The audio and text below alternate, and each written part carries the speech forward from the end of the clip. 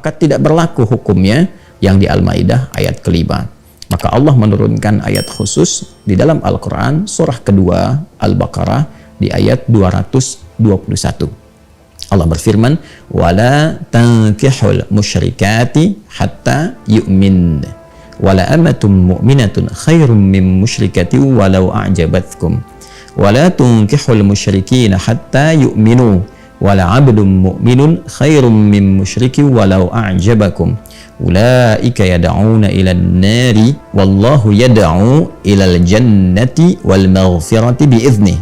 Dan janganlah kalian menikahi perempuan yang musyrik, artinya golongan kedua dari non-muslim, dari yang belum beriman, sampai perempuan-perempuan itu beriman. Sungguh, bila pun ada seorang budak yang secara sosial dipandang kelasnya rendah, namun dia beriman, itu lebih utama untuk dinikahi dibandingkan dengan perempuan musyrik yang belum beriman, walaupun secara fisik misalnya atau status sosial begitu menarik. Pun demikian, jangan nikahkan anak perempuan kalian kepada laki-laki yang musyrik, golongan kedua dari non-muslim yang belum beriman dan tidak mengakui ketuhanan Allah Subhanahu wa taala, juga Rasulullah Nabi Muhammad sallallahu alaihi wasallam, sampai para lelaki itu mau beriman. Lelaki yang secara status sosial dipandang rendah tapi dia beriman, berperilaku yang baik, itu lebih utama untuk dinikahkan anak perempuan kalian dengan mereka dibandingkan dengan laki-laki musyrik dengan sifat-sifat yang tadi disebutkan. Sungguh mereka berpotensi membawa anak-anak kalian jika nekat untuk dinikahkan kepada situasi-situasi yang sulit, bahkan terancam saat kembali kepada Allah Subhanahu wa taala dengan ancaman-ancaman yang nyata. Karena itulah kemudian berpalinglah kepada ketetapan Allah yang lebih mengarahkan kepada nilai kemuliaan, nilai-nilai kebahagiaan, dan demikian Allah menjelaskan kepada kalian ketentuannya supaya kalian mengerti dan lebih mendekatkan diri kepada Allah Subhanahu wa taala. Ternyata ayat ini memberikan penegasan. Pertama, larangan menikah antara laki-laki dan perempuan beda agama, baik itu laki-lakinya muslim dengan perempuan non-muslim atau sebaliknya, perempuan muslimah dengan laki-laki non-muslim dalam keadaan kafir. Kategori yang kedua yaitu musyrik kafir dan musyrik secara bersamaan, bukan dari golongan ahli kitab. Jadi mutlak dilarang, mutlak diharamkan. Yang kedua, Allah menegaskan bahwa tujuan berumah tangga itu sejatinya adalah membangun ketakwaan, membangun kedekatan dengan Allah Subhanahu wa taala dengan cara meningkatkan ibadah, meningkatkan amal saleh, dan meniatkan kehidupan rumah tangga itu untuk mendekat kepada Allah.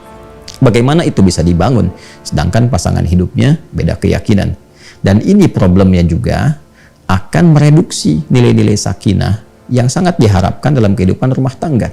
Coba Anda renungkan, Anda pikirkan, yang satu ke masjid, yang satu ke tempat ibadah lain. Di dalam rumah didapati situasi yang berbeda. Nanti ketika muncul anak, muncul problem lagi, mau dibawa kemana anak itu, dan seterusnya. Belum problem warisan, belum problem nanti dari kedua keluarga, dan ini akan menyulitkan. Karena itu bertakwalah kepada Allah Subhanahu wa taala. Hidup kita itu terbatas, sementara kita itu hanya bertugas, satu saat kembali kepada Allah Subhanahu wa taala.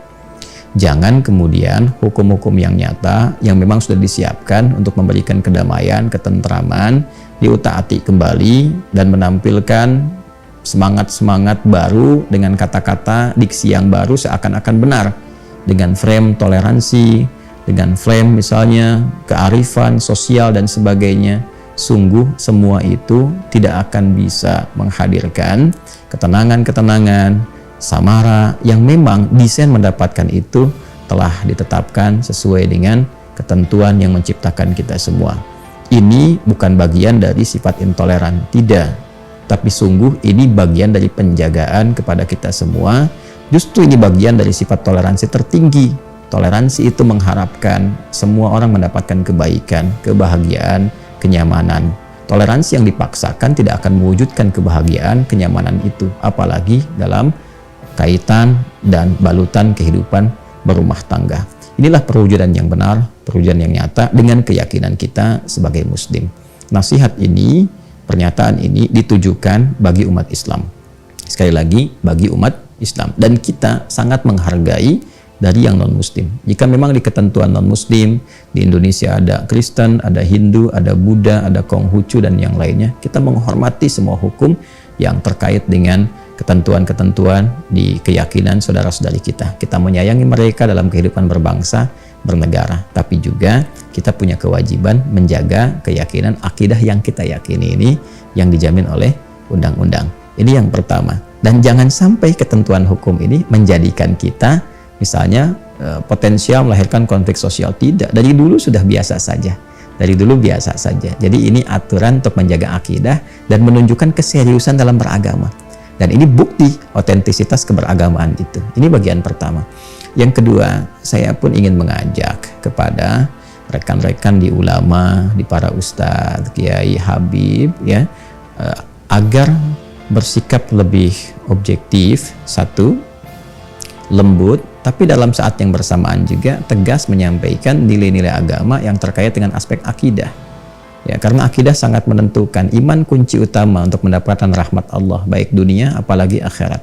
Karena itu tolong jangan bermain-main dengan hukum, ya, kembali kepada ketentuan yang benar, dan kita berharap juga kita bisa menyempurnakan kajian-kajian, khususnya tafsir-tafsir yang pakemnya memang di Islam sudah jelas dan sudah terjaga.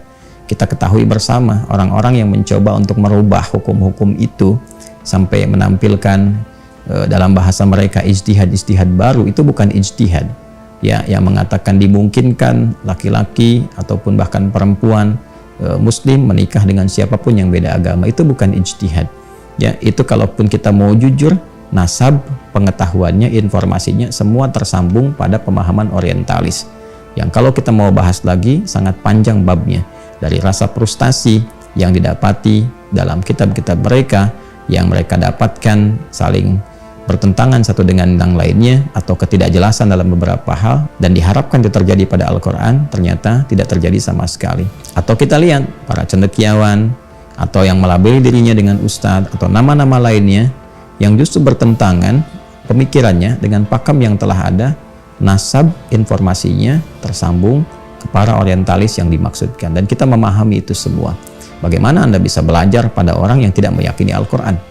Bagaimana bisa Anda mengambil tafsir dari orang yang bahkan tidak yakin dengan kebenaran Quran dan mencari persoalan-persoalan dalam Al-Quran? Lalu Anda mengambil itu semua dan mempraktekannya. Apa pertanggungjawabannya di hadapan Allah Subhanahu wa Ta'ala? Tetap berpegang teguh pada ajaran yang benar.